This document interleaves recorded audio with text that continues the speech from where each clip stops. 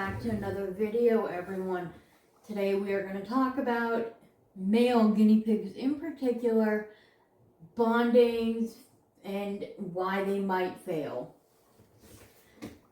So, a male guinea pig bond can fail due to several factors related to space, personality clashes, health issues, and environmental changes. Common reasons for a male guinea pig bond to break down include insufficient space.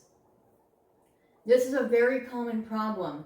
Male guinea pigs, also known as boars, require a large enclosure, at least 7.5 square feet for two, according to SPCA standard. Ideally, 10.5 square feet or more would always be better, to establish a hierarchy and have enough room to retreat from one another when needed. A small space will increase territorial aggression and the likelihood of fights to break out.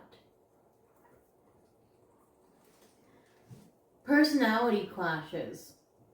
Guinea pigs have distinct personalities. There's a dominant alpha and a submissive. Pairing two overly dominant boars often results in conflict.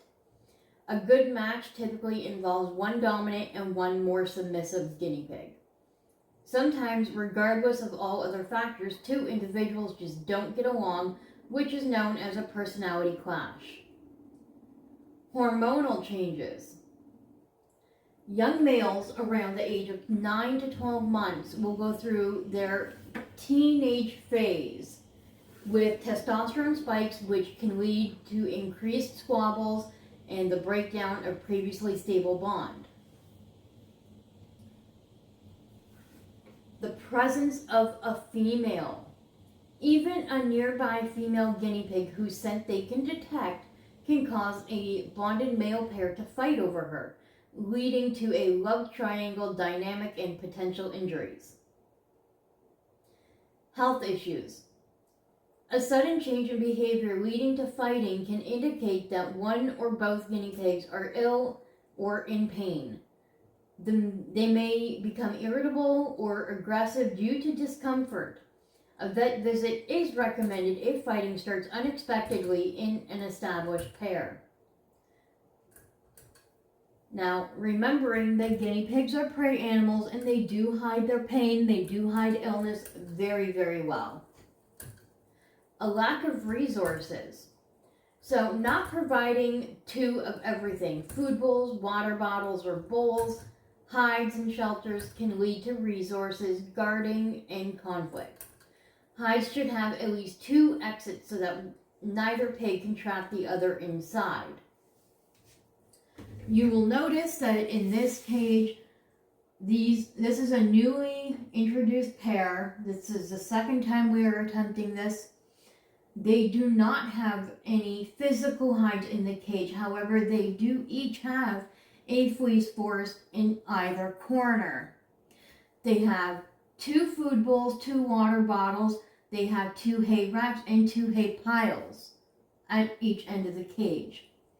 So at no given time can any of the guinea pigs try to corner the other or fight over food sources or anything. However, if you are going to use any hides in your newly bonded cage, you want to make sure that they are 2-way entries. So tunnels are a great option. Improper introduction techniques. Separating and reintroducing the guinea pigs repeatedly during the bonding process can prevent them from establishing a stable hierarchy, as it tends to reset their social dynamics each time. Introductions should be done in a neutral territory and only separated if blood is drawn.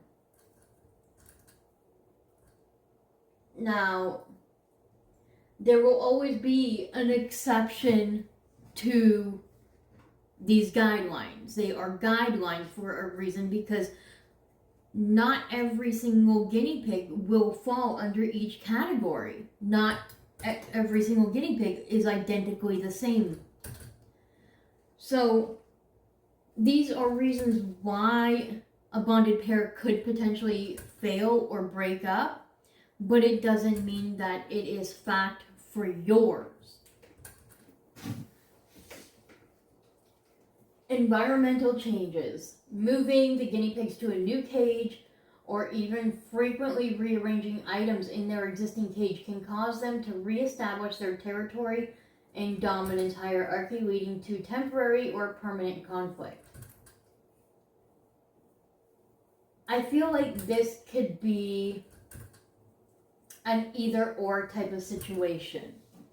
Because while moving their hides or changing their hides up and such is good enrichment for them, you want to be sure it doesn't have the scent of females or the scent of another male or something like that, because that could potentially cause conflicts.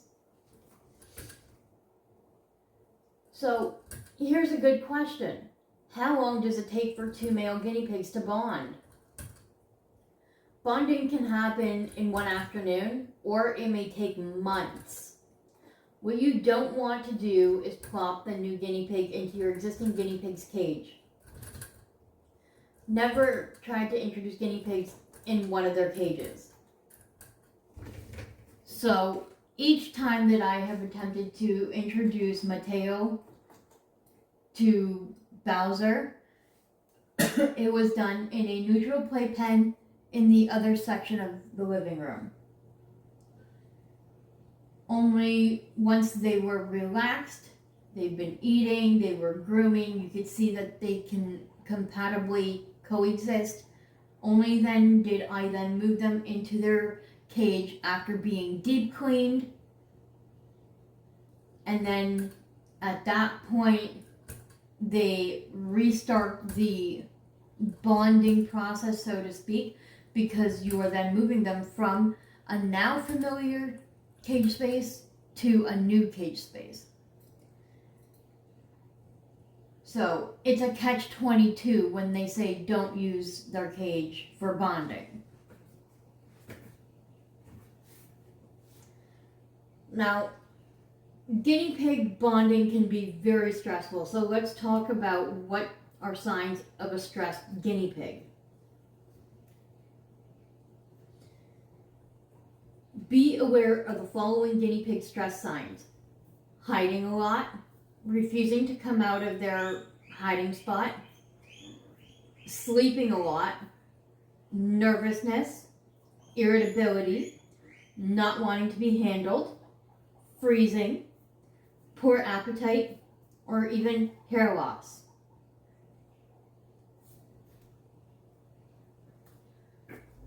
How to tell if a guinea pig is traumatized.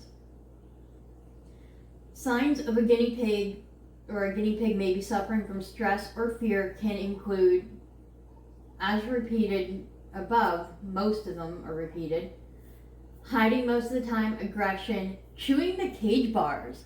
That's one that we see a lot with guinea pigs, is bar biting, and that could be a sign of stress or trauma. Over grooming, changing their feeding or toileting habits. So if you have a guinea pig that happens to be mostly, as we call, litter trained, and all of a sudden their consistency of their poopies have changed, or they're all of a sudden not pooping at all, or things like that, that could be an indication that a guinea pig is stressed and traumatized from something, which would require a vet visit to rule out medical illness and then such like that. Drinking too much or playing with the water bottle, sitting hunched, reluctance to move. These are all important signs to be able to know, because if you are trying to bond your guinea pig with another guinea pig and they're showing a lot of these signs, it may be an indication that it's just not going to work out for them, because too much stress can actually be fatal to a guinea pig over time, and we don't want that.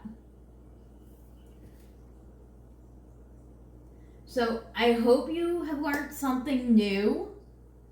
And if you have done male guinea pig bonding, please do comment your experience down below. I would love to hear it.